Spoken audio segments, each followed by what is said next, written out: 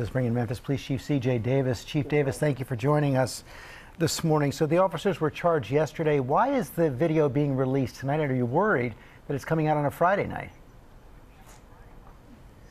Well, there was much discussion about when an appropriate time for the video to be released, George, and not just the Memphis Police Department, but with city administration and other agencies in the area. We felt that Friday would be better. We're taking into consideration the reaction of the community that could potentially take place, and ensuring that our schools, are out. Most business folks would be on the way home on tomorrow. Did you give any consideration at all to not... Or this evening, I'm sorry. Right. Did you give any consideration at all to not releasing the video, given the concerns?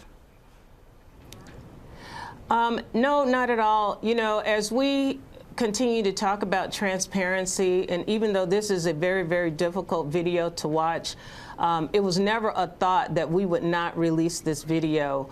We wanted to make sure that it wasn't released too prematurely, because we wanted to ensure that the DA's office, the TBI, and also the FBI had an opportunity to cross some of the hurdles that they had to in their investigation. And we're sort of at a point now that the DA has made his statements in reference to charges of these officers that this is a safe time for us to release the video. You say it's difficult to watch. What was your reaction when you first saw the video?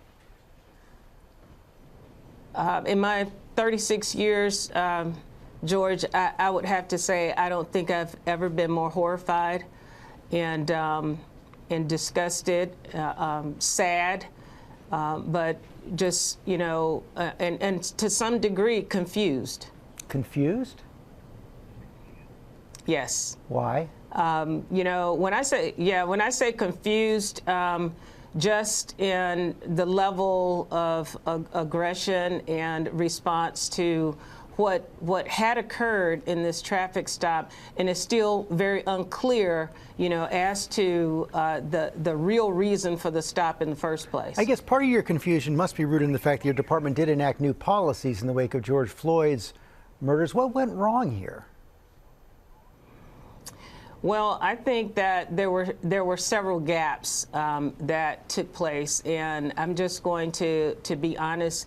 Anytime we have officers that are working in various types of units, and our police department, along with departments around the country, have specialized units, it's just important to make sure that there are supervisors that are where they're supposed to be during these types of operations. And, individuals that are the right people that are in place that will act appropriately when these types of incidents occur. I believe there was a sense of groupthink in the mentality of what was happening.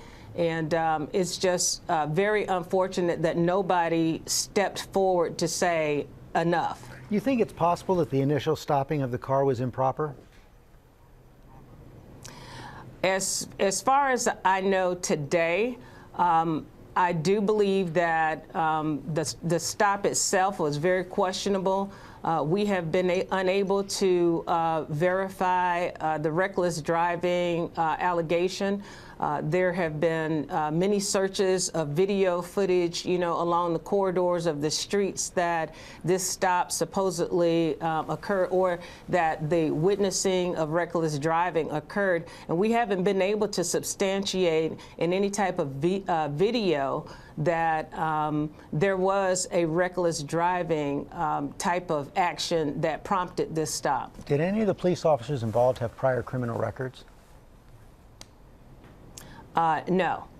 You're certain of that?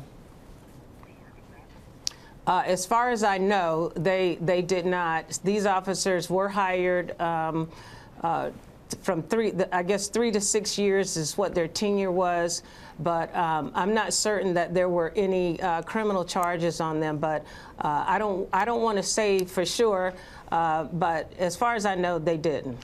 How's your department going to rebuild trust with the community in the wake of this? This is going to be very difficult, for the police department. I've always been a supporter of police reform and the tenets of 21st century policing.